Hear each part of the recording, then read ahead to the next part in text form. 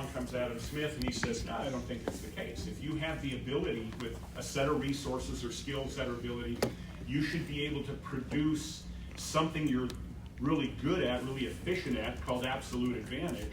And you should make that, and then you should trade that for the things you're not as good with. And that makes sense, right? If you're really great at building rockets, trade rockets for cheese with France. Well, France is trying to get into rockets as well. So what happens when we talked about comparative advantage? It's similar to absolute advantage. You do the things you're best at, but what if you're best at several things? Do you only use your own products that you create? Is there any way to take something that you're the best at absolutely and still trade and benefit? Was it the demonstration that you gave us with the rice and Patrol? What was it? Cocoa? Rice and cocoa. Yeah. Rice and cocoa. Just as a mathematical example, we're a country that was better at absolute advantage in both, but by arranging the trade, they could actually get more overall. So not a zero-sum game, but as you get engaged in marketing and trade, you start to build a bigger pie. So the whole concept underlying a lot of that trade theory is to say it's beneficial overall to do trade with other people, because by doing that, you improve your state, you also improve worldwide production. And all those theories are based on a couple of things, and one of them is the concept of free trade. So what is free trade? It's the belief that a government shouldn't have intervention in trade. No government intervention. Let people buy and sell what they want to who they want. Kind of like free market internally, right? What's the benefit of a free market, just conceptually? You have independence with what you make and what you. So you're independent, which is great. Nobody likes to be told what to do. But what's another really the belief about a free market? Leads to innovation. It leads to innovation and productivity. And what happens when you have innovation and productivity? The world market. Growth. What's that? I thought in the book I read that the world market grows. Overall, yeah. I mean, if you measured all trade in a given year, if it's heavily restricted with trade policy, it will be less, according to the theories and the studies, than if you have no trade policy. It's all free trade. Right? So the idea behind, the theories behind trade policy are to encourage people to trade and to share, because by doing so, you get innovation, you get higher levels of productivity, you get cheaper products that are better, people across the globe are lifted economically. Are there any issues that people have to say that's not true? Is there any kind of criticism of global trade?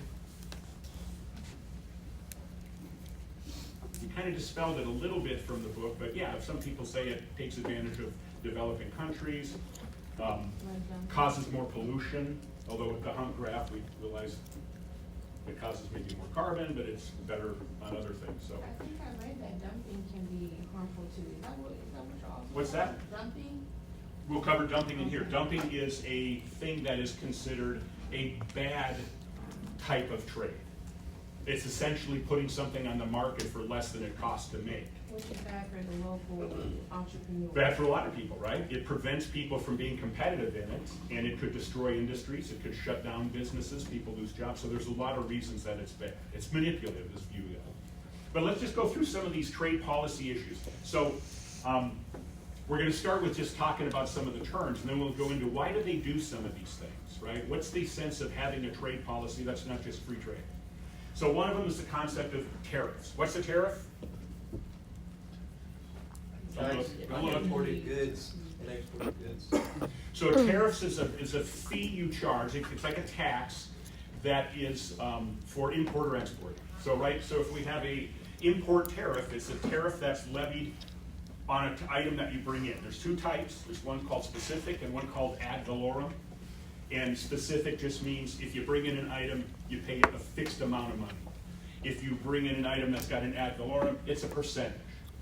But effectively, It's a charge that is on that product or that product or service now for bringing it in. Generally, it's paid by the importer. What's the benefit to the government? Well, the government collects that money. How does it work with the people inside the country who produce a similar product? It harms them. It harms the consumers. It benefits the producers because now the competitors are going to have an artificially high price, so they can't compete on price with internal. And how does that benefit or harm consumers in the market? It raises the price because now there's less competition, and competition generally drives price down. So export tariff, similar. It's just sending stuff out. So why would you ban something to send it out? You want to try to keep it inside the country to make sure that the country has a sufficient supply of it. Usually the reason behind that is more about security and not wanting to suffer from having somebody produce something locally and ship it out and benefit individually as a company but harm the country. Two interesting ones. So the U.S. banned shipping oil in '75, U.S. crude oil export ban. More recently, China has banned shipments of these three items, these minerals, to shipping specifically to the U.S. They don't want us to be able to have access to something that could make us more competitive on battery production and certain metals. What's a subsidy? Subsidy. It's when the government pays to like bail out of business. Okay. So it's money that the government pays to businesses, right? And it's in a couple of different forms. It could be give them a grant, have them have access to money for free. Could support or subsidize loans that they get, so it's below market rate on loans. Give them a tax break, like you can produce something for 10 years and you don't have to pay any tax until the 10-year period expires. And then also the government can actually buy ownership and own part of the company. So how does this help? How does the government getting involved, and if you're in a free market environment, how does the government get involved? Getting involved help? It helps you keep your business afloat. It helps keep your business going if you're struggling like new. If your business is struggling, you might lose the ability to produce in that area. It helps a business even get a foothold in the area. So this is a big one. So anybody have heard of an Airbus? Airbus is really, if you get on an airplane, hopefully not from Minneapolis to Toronto on a Delta flight, if you get on an airplane, it's either on a big airplane, it's probably going to be a Boeing or it's going to be an Airbus. So Airbus was created as a consortium of European countries. France was a major player, the UK. And basically the government said, we're going to subsidize and build an airplane manufacturing company. Because right now there really only is one. There was McDonnell Douglas, I don't know if you're familiar, they kind of quit flying, you might see an old one out there, but really to be able to say we need to have a company that can compete against Boeing and not individual countries are able to do it, we're going to help pay. So Airbus enters the market and it receives several $1 billion to help it compete until it can get on its own. I think by now it's probably self-sufficient. But it's just one way that the government can participate in creating industry. So what are import quotas and voluntary export restraints? Basically, the government sets a level that says, tell you what, we will have a limited amount that we'll bring in from the outside. We want to make sure we have supply, but we want to make sure our domestic production is not challenged. Might even do what's called tariff rate quotas, where you might structure it in such a way that you'll let certain things come in at one fee, one tariff rate, but if that's going to be exceeded, you're going to raise the tariff on the additional importing to the point that it makes it not competitive. So again, it's in a sense, it's fixing the price or manipulating the price within a country to protect it. Quota rent is then the idea of, well, how much money that happens when you have this import quota. If you artificially cause other companies that could come in a higher price, that's going to benefit local production. And so that's an actual rent, or it's the benefit of having that in place. Here's just an example. So in this example, they could bring in 2 million tons of rice. The first 10% of that is gonna get it's a 10% fee on the first 1 million tons. If you bring in more than that, it's gonna be, everything out of the quota will go up to 80%. So it's just it's a price structure that says you can bring in this much at a low fee. If you exceed that, we're gonna charge you the high fee. How about local content requirements? Have you heard of those? What are they? Spit it out, what do you got? It's like government intervention where it says, we have to have this, like, industries have to look for like American-made products first before outsourcing. Yep. It's a trade policy that says in order to protect our industry, in order to make sure certain things can happen that are not happening naturally in the economy, we're gonna require some things. And it could be from the percentage by dollar value of a production of an item has to be met. Maybe it's gotta be 50% plus 1, or 51% has to be, of the total cost of an item has to be from US produced, or maybe it's, just certain parts of it can be. Is that the same thing whenever people say it's made in China, or is that not related to this? It could be. I mean, when you say it's made in China, you're just pointing out the country of origin or production. If it's a business thing, like it's required, then you could, then being made in China would be an important consideration.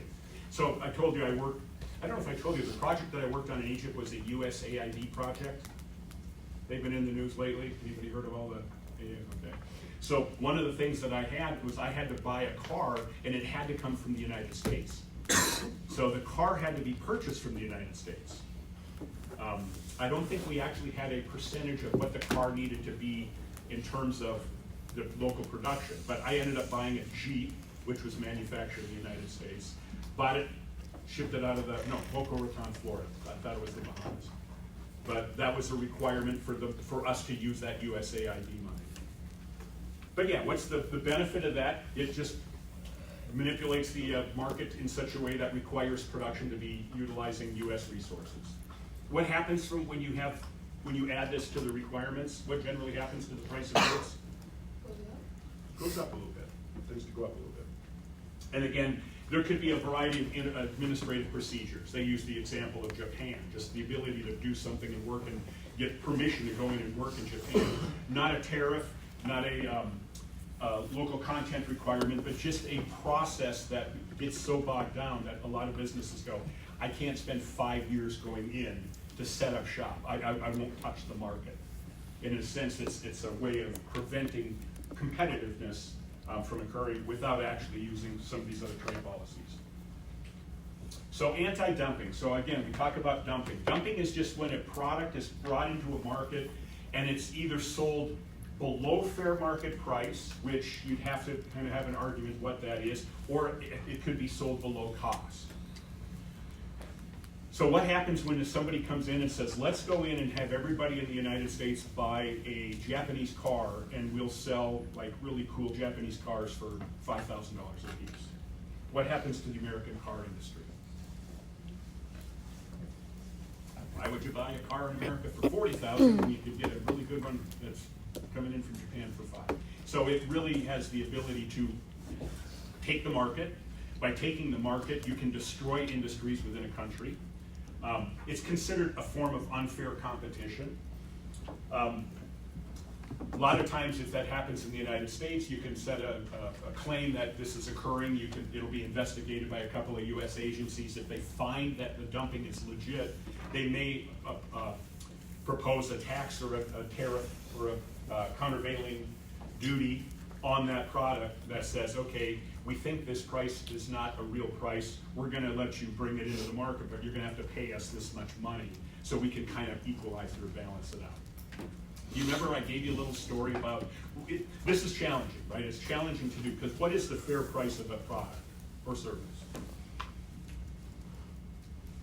Depends on the person you ask. Say that nice and loud. Depends on the person you ask. Right. It's really what somebody's willing to pay for.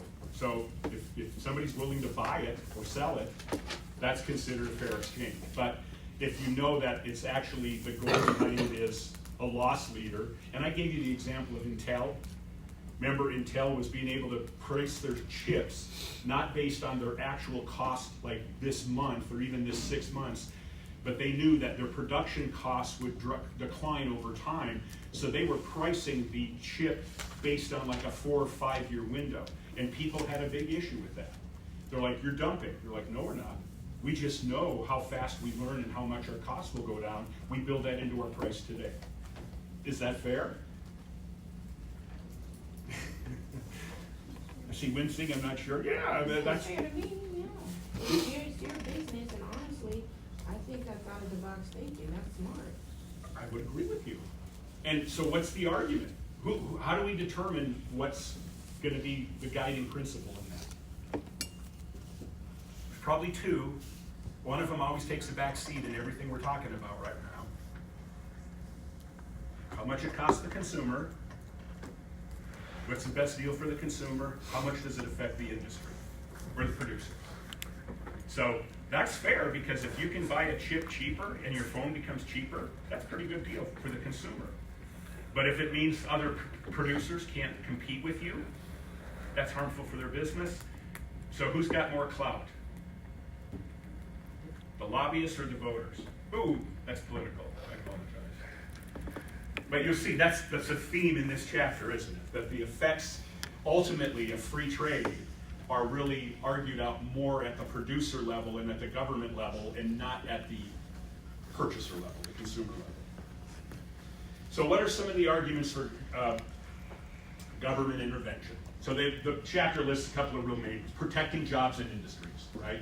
So if we have this free trade and somebody comes in and we're not getting our industries up and running, we're putting out all of our output is staying internal, and we're spending all this money bringing other products in, that's harmful to us. So we don't want to let those imports ruin our inside production. National security is a big one. How's national security an issue with trade? I kind of gave an example last week, but what's that? Protected. A couple of ways. I mean, what is national security? What are we referring to? Not all nations have the same regulations and policies for So not all nations have the same regulations and policies. Specifically, threats to us could be economic, that would really harm us, could be physical threats, could like break our things and kill our people. I mean, the concept of war. So if we give a lot of what we need to protect ourselves away, or even kind of what's happening much more, we can only use things we buy from other countries to protect ourselves. Is that a threat to national security? I mean, let's say, just for example, we're in a hot war with Russia, and we get all of our ammunition from Russia. What happens? Hey, we got a trade deal. We're over here bombing you, but we need you to give us our supply of bombs. You know, that doesn't work. So one of the concerns is if we let certain industries and certain technologies out, it prevents us from using it to our benefit. It can cause us to not be able to defend ourselves. So these are legitimate concerns. Are they borne out in terms of the studies and surveys? Hard to say, but it's a major driver of why we would consider free trade, purely free trade, might not be the best idea. There was one more type of trade theory that we talked about. We'll cover just a bit briefly at the end. How about retaliation? If somebody does something, we use a trade policy as a retaliation. Any of that going on right now? Yeah. That's like all you hear about in the news now. I mean, literally, all you hear about is Trump doing retaliatory trade policies called reciprocal trade. If you do it to us, we're going to do it to you. And boom, boom, boom. You know, hey, you don't keep your people from selling drugs and running across our border, we're going to raise a tariff. Boom, the next thing you know, the president of Mexico, she's got 10,000 troops on the border to try to prevent that. So, okay, then I won't put the tariffs in place.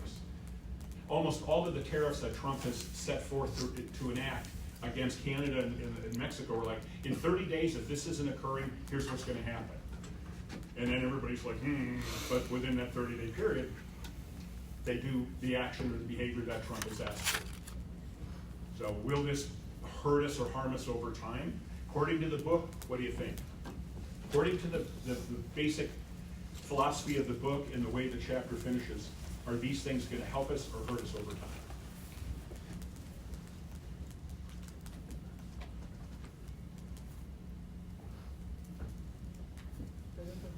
Doesn't it say it's gonna hurt us? What's that? Doesn't it say it's gonna hurt us? It sure does. It believes in a pretty free trade is the best for all purposes. No. That's what the book says. I don't know if. You're talking about trust, and people don't trust, the countries don't trust each other, so. So you were talking about the World Trade Organization, aren't you? Oh, You're no. segueing right into the next part of the book. Oh, Good for okay. you. So just a couple more. So protecting consumers, one of the ideas is to have certain types of bans or some tariffs to prevent consumers from exposure to products and services that are not up to standard or that could be harmful. Any kind of foreign policy objective, it's one of the things you can use. You know, I mean, you got guns, you can go over and you can force people, but you can certainly get a lot more done by negotiating and using certain economic situations to guide behavior. The example I gave is really much about foreign policy. You know, we don't want Mexico to just let people cross the border if we don't know if they're carrying drugs or running guns or whatever. And so we use this as a way to deal with that. Protecting human rights. If some country is abusing people, then we might say, we're not going to do business with you. You know, we might sanction them. So, and then some economic arguments. Quite simply, we want to start an industry that we think we need. So we want to let the government help, maybe subsidize it. I used Airbus in the European Union as an example. They create this environment where an industry, you know, Boeing owned the commercial airplane manufacturing, and they decided, you know, it's hard to compete. It'll take a long time to get up and running for a private investor, but we want to have that industry. So the policy says, let's use some of these trade policies to let that occur. So, as DJ said, you need kind of trust. You need this to kind of work out. So after the, I stripped out a lot of the history because I don't, the history is very interesting. I don't think it's necessarily required to understand how trade policy and trade theory apply. So I'm going to keep it fairly brief. But essentially, after the Great Depression, there was a lot of rebuilding going on. The U.S. up until before then tended to be a little bit more restricted on free trade. The U.S. embraced free trade. A lot of other countries started to interact and work together. They created what was called GATT, the General Agreement on Trades and Tariffs, and so trade and tariffs, and so essentially had, let's agree to have some limits on how we interact. Let's say the goal is to trade a lot, and we can use some of this comparative advantage trade philosophy or trade theory to support the growth. We'll all be better off if we agree to trade. But, you know, we have to then say, what do we do? What are we going to call acceptable? And one of the things they did was they set up that every X number of periods of time, they would renew these. So the first ones, I think first 7, it was called the GATT, you know, the organization. And the 8th one, they created what was called the World Trade Organization, which used the General Agreement on Trades, and then also added the intellectual property one and also trades and services, because the original trade policy that people were looking at was for physical goods primarily. So it expanded to open up to that. So World Trade Organization, so it's grown to about 164 members as of 2021. 98% of the world trade runs through, is guided and is overseen by those agreements that are under the World Trade Organization. However, things have changed since post-COVID. They've been meeting in a particular round called the Doha Agreement, where they were to do a new update, really kind of figure out, now that we've grown and learned, what can we do. I think they've been working on that agreement for 17 years, the book says, and they still have not come up with an agreement. But what's happened after COVID, people have started to step back and become much more protective of trade. So, you know, also during the financial crisis of 2008, 2009, people also stepped back and said, wait, we need to go against some of these agreements. The other thing is the whole idea of the European Union was this trade agreement, trade association, where everybody could interact much more freely. All of a sudden, England says, we don't want to participate in this anymore. So that weakens this free exchange of trade. And then Donald Trump, he's got his own attitudes and ideas about trade.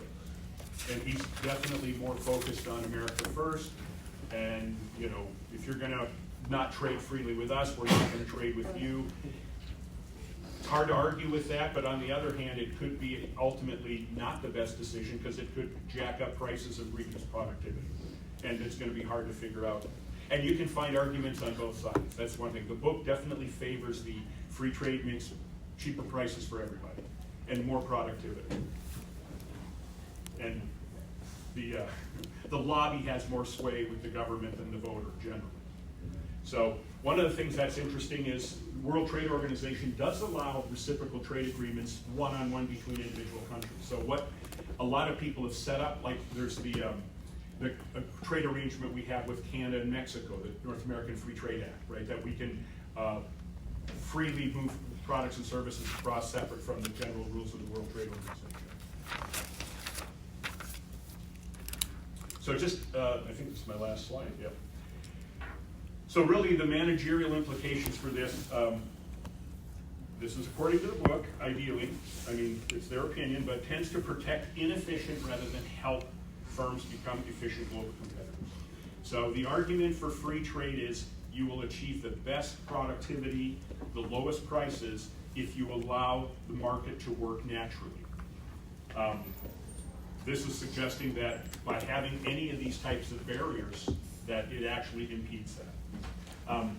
You could cause, by implementing certain trade policy issues, sanctions, engaging in subsidies, you could cause a trade war. And all of a sudden, people stop trading or start trading with other partners to harm each other. And that, you know, we're kind of like in that environment almost right now. And then the belief of the book again is it's unlikely that unless you do very specific things, if you have a policy that the government uses a certain set of trade policies to affect certain behavior, it's probably going to be taken not for the benefit of the nation or the consumers of the nation, because of the strong lobbying and the special interest groups that have a specific point of view or perspective, it's probably going to benefit them, and it might not. It'll benefit the producer or the interested party without actually improving trade overall. What do you think? You conclude the same? Conclude the same as the book? Yeah. No. No? Because like one of the previous chapters, I can't remember, I'm getting my prices confused, but one of them was talking about, like communism. Mhm. Like, you know, it's like, Command economy. Government owns all the production. and it's like that free trade is assuming that the people in power won't manipulate or take advantage of. That's one of the arguments, that the idea of a free market allows people, gives them incentive, and it's the same that you would have in an individual economic system in a country, you could say across the world. If there's incentive for me to benefit through my innovation and work, and I'm allowed to do something and benefit from that, that causes me to want to do it. When you have a command economy where all of a sudden you're just told, you know, some individual or group of people say, this is how much we're going to sell this product for. And we don't need a lot of competing products, so we're just going to have everybody wear this color. Everybody's going to have this type of shoe. I mean, that's kind of an extreme example, but I gave you the example of you go to a country that has kind of command economy, and you go to these large stores and there's like, you know, 6 items in them and the shelves are large. There's no motivation, incentive for individuals to develop and try to prosper from it, because it doesn't go to the individual putting forth the effort.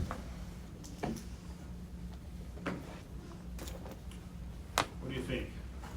A little intervention, a lot of intervention, no intervention? I think you need a little bit, because if some other people are gonna like take advantage of like putting their own tariffs on us or like things like that, then I mean, what are you supposed to do? Like just let it happen? Because I mean, you can't just sit there and tell them like, this is why you should have free trade, because they might not listen. Well, and the idea of how do you control or how do you react to certain countries that are doing things that you might view human rights, hurting the people inside the country, threatening people around the country, outside the country? What can you do to try to affect that behavior, short of pulling up the USS Enterprise and a few F-35s? And, it's a tool. It's a tool to modify behavior. I'll give you a real quick video of interview with Trump and the president of Mexico, and then we'll end with that.